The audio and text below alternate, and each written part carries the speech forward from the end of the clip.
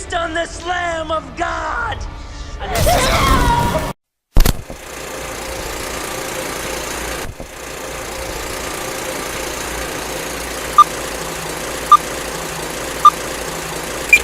Please subscribe to our channel. Shudder's The Sacrifice Game is the Holdovers gone wrong. A horror thriller set in the 1970s, this Christmas film is entertaining. A group of 4 killers are out on the loose, slashing people at random and making it to the front pages. The killings became a hot topic of discussion for the students at Blackvale Catholic Girls' Boarding School. Students prepared to return home during the Christmas holidays, and only the most reclusive girl in class, Clara, was supposed to stay back. Samantha, too, did not have too many friends, and she could relate to Clara. She sympathized with her and tried to become friends with her, but Clara showed no interest. Samantha was devastated when her father informed her that she would have to stay back at the school for Christmas. The holidays were far from what she had expected them to be, and Samantha settled in for a boring Christmas. Rose Tanner was responsible for looking after Clara and Samantha. She tried to cheer Samantha up with the promise of a vodka-infused pie after seeing the teenager sulk in front of the television. After her mother died in a car accident, Samantha's stepfather admitted her to the boarding school, and she eventually realized that he wanted to brush off his responsibility. She no longer had control over her life, and all she wanted was to be free and make decisions for herself. Samantha walked to the basement to grab a bottle of vodka when, all of a sudden, Clara appeared. She had spent a lot of time in the basement reading books that the school did not wish for its students to come across. Clara's interest in spooky ritualistic books was the first sign of disaster in the sacrifice game. As the teacher and her students prepared for dinner, there was a knock at the door. Rose assumed it was her boyfriend, Jimmy, but upon opening the door, she was greeted by strangers.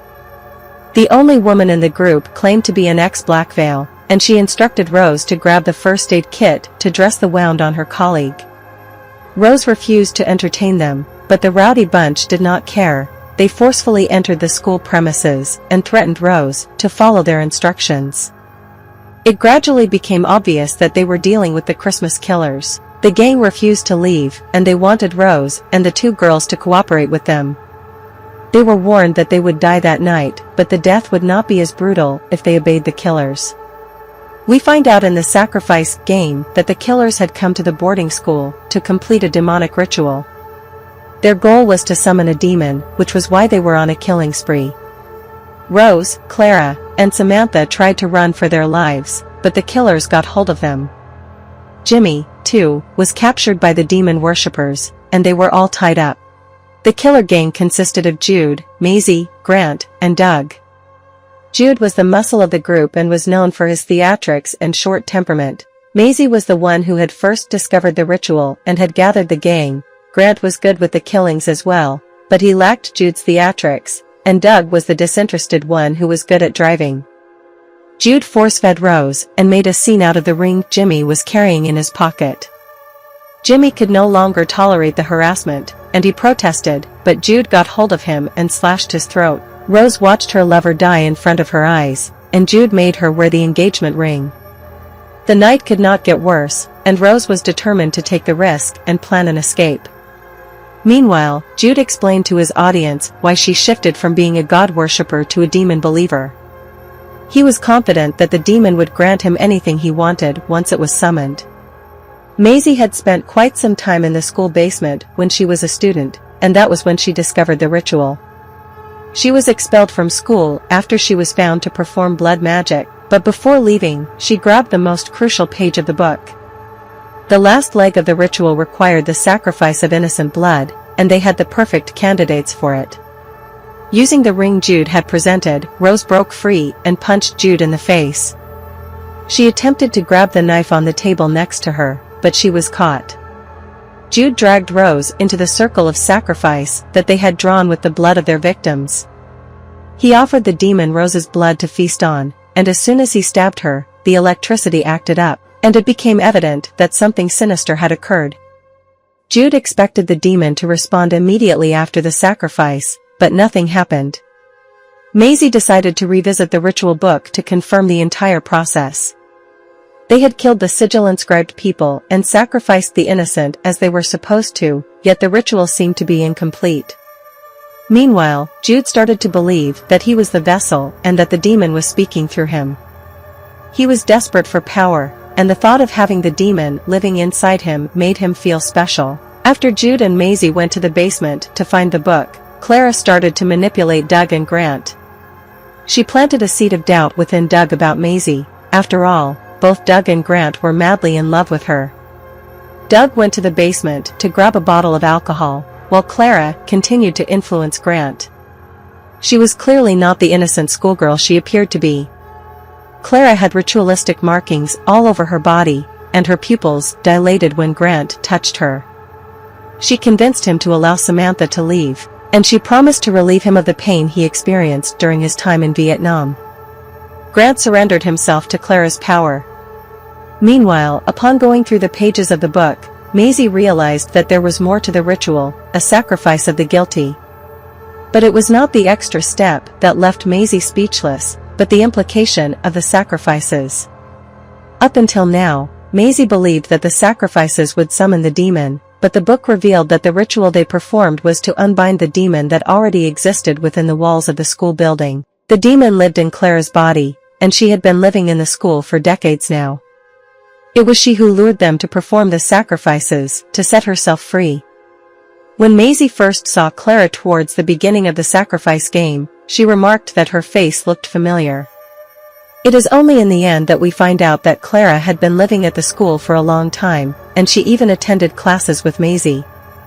Maisie did not stumble upon the ritual book, it was Clara who made sure that she did. Clara had been planning her escape for years, and finally, she had found the perfect bunch of people for the execution of her plan.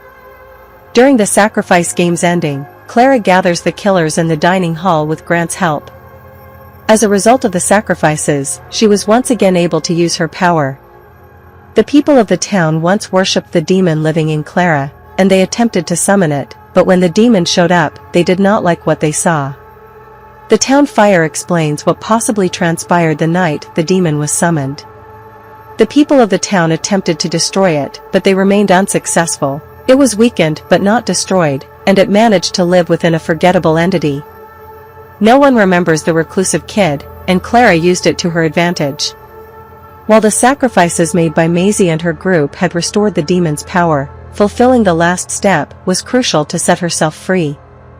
The sacrifice game ends with the deaths of Jude, Doug, and Grant. Maisie attempted to make a run for her life, but Clara got hold of her. Meanwhile, to Clara's surprise, Samantha returned to the school. After calling the police for help, Samantha realized that it was her duty to help Clara. Upon entering the dining hall, Samantha was surprised to see that Clara was the one haunting the killers. Samantha tried to stop Clara from killing Maisie, but she did not care. She had been waiting to be free for all these years, and she would not let it go now that she was so close. Clara did not mince words when she described Samantha as a meager human being with childish problems. Even though whatever Clara said was hurtful, Samantha sympathized with her. She knew what it was to feel lonely, and she could not imagine how painful it must have been to be trapped for decades. Samantha continued to care for Clara even after seeing her demonic side. She could relate to her, and she believed they were meant to be friends. Samantha killed Maisie with the axe she had found on the way because only through the sacrifice could she free Clara. The two friends watched the police arrive at school from afar. Samantha did not have a home to return to, she did not have people waiting for her, and when Clara asked her if she wanted to join her, she readily agreed. She did not care that Clara was a supernatural being, she was her only friend, and she wanted to be there for her. Clara helped set Samantha free as well because now she could be wherever she wanted. The sacrifice game ends on a happy note for Samantha and Clara, who found friendship in a bloody mess, and it seems the two will embark on an epic journey where sacrifices will be made in the name of friendship. So that's the sacrifice game film summary and ending explained. I hope you like this video. Please leave a comment and subscribe to this channel. See you in another video. Bye.